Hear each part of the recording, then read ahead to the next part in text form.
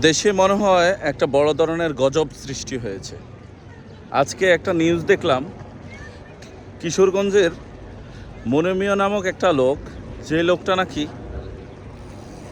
গত ৫৪ বছরে বাংলাদেশের বিভিন্ন স্থানে গিয়ে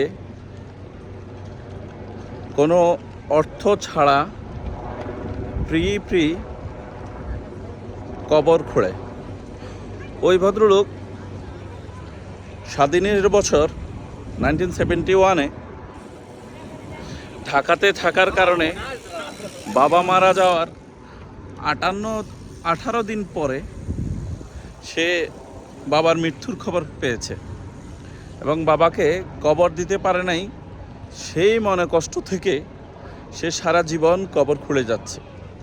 যেখানে বাংলাদেশের বাবাদের খবর নেওয়ার মতো সন্তানরা নাই, সেই সন্তানরা কিছু কুলাঙ্গার কুকুরের বাচ্চা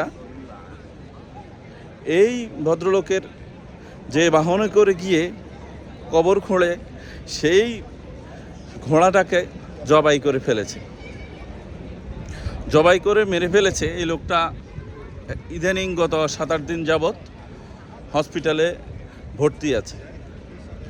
এই নিঃসন্তান দম্পতি, তার এবং তার স্ত্রীর কোনো সন্তান নেই। নিঃসন্তান দম্পতি কারো কাছে কোনো টাকা নেয় না, বরঞ্চ তার ওয়াইফ মহিলাদেরকে মারা গেলে গোসল করায়, সেই কবর খোঁড়ে এবং তার ওয়াইফ বিভিন্ন মানুষকে ধর্মীয় শিক্ষা দেয়। তাহলে এই মানুষটার সাথে এত বড় জাহিলি যেই দেশের মানুষ করতে পারে, সেই দেশে কি মানুষ বসবাস করে? অবশ্যই কিছু কুকুরের বাচ্চা ছাড়া কেউ বসবাস করে না। জঙ্গির আস্তানা হয়ে গেছে বাংলাদেশ। সো যদি এই বিষয়টা নিয়ে কোনো কথা না বলে মানুষ, দুই একটা মিডিয়া নামমাত্র একটা নিউজ করেছে।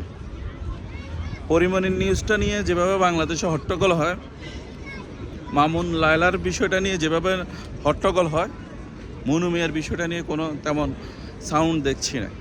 সো দয়া করে মনু মিয়ার ঘোড়াটাকে জবাই করে কে হত্যা করেছে সেই ঘোড়াটার খবর বাইর করুন এবং এটার বিচার করুন।